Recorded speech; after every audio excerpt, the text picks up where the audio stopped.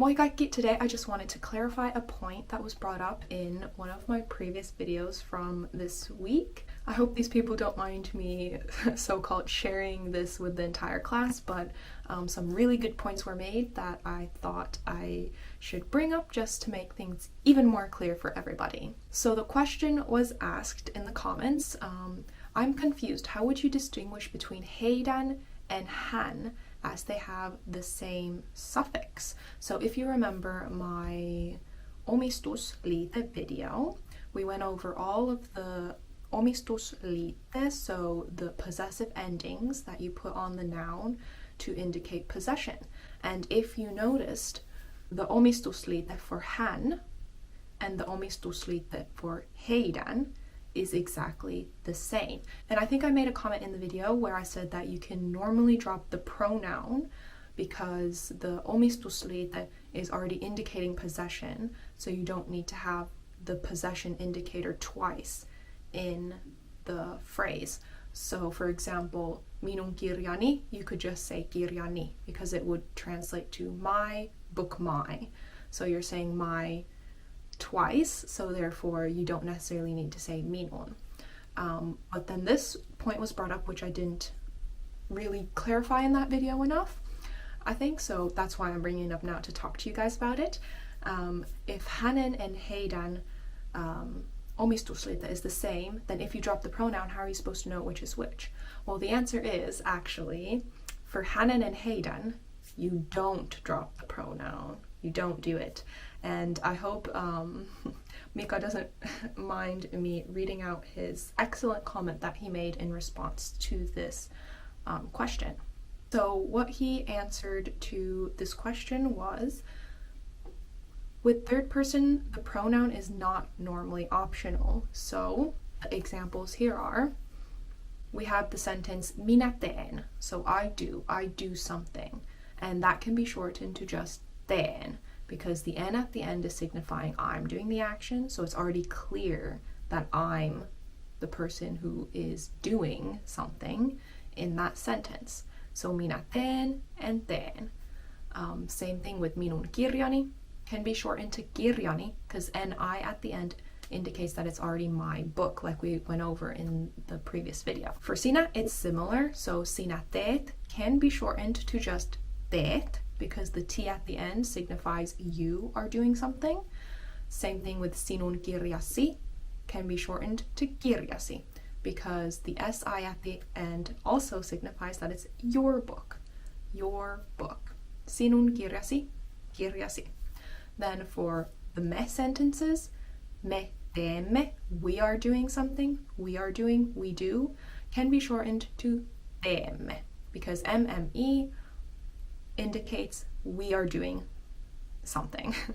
And then meidän kirjamme similarly can be shortened to kirjamme, because MME again shows you that it is our book. Our book, MME, kirjamme. It's obvious whose book it is, just from the one word. You, plural, are doing, te teette.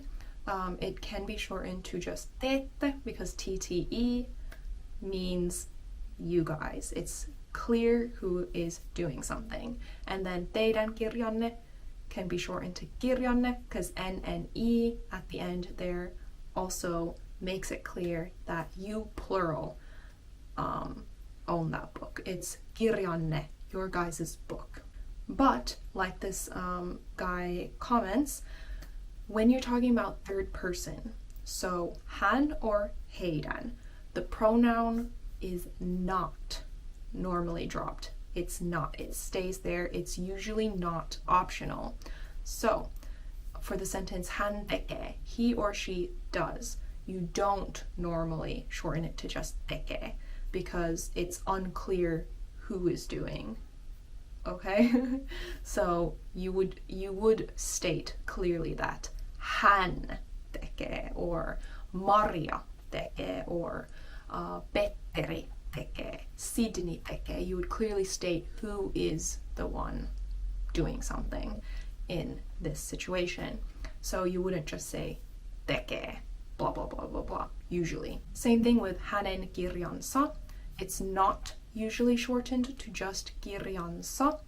you would usually specify that it's hänen kirjansa. Because like the question stated, the ending NSA or NSA is exactly the same as heidän, so it's either her book, his book, or their book. Yeah, so if you shorten it to just kirjansa, it could either be her book, it could be his book, or it could be their book. So it's not super clear, and therefore you would add the pronoun so that everybody knows what's being talked about. Okay, same thing with the plural, he tekevät. It's not normally shortened to just tekevät. You will almost always, or I can't really think of a time I wouldn't put he in the beginning or ne in puhekieli. He tekevät, ne tekevät. It would remain as is with the pronoun there. And then heidän kirjansa, just like we talked about, you wouldn't shorten it to just kirjansa because the ending NSA, NSA is the same as hänen kirjansa. So to avoid confusion, you do keep the pronoun there, and it's not normally optional. So just like this comment says, so in third person the pronoun tells the person, as you noticed. Otherwise the owner could be hän or he with kirjansa. So thank you so much for this comment and for clarifying this point that I didn't really go into in my video.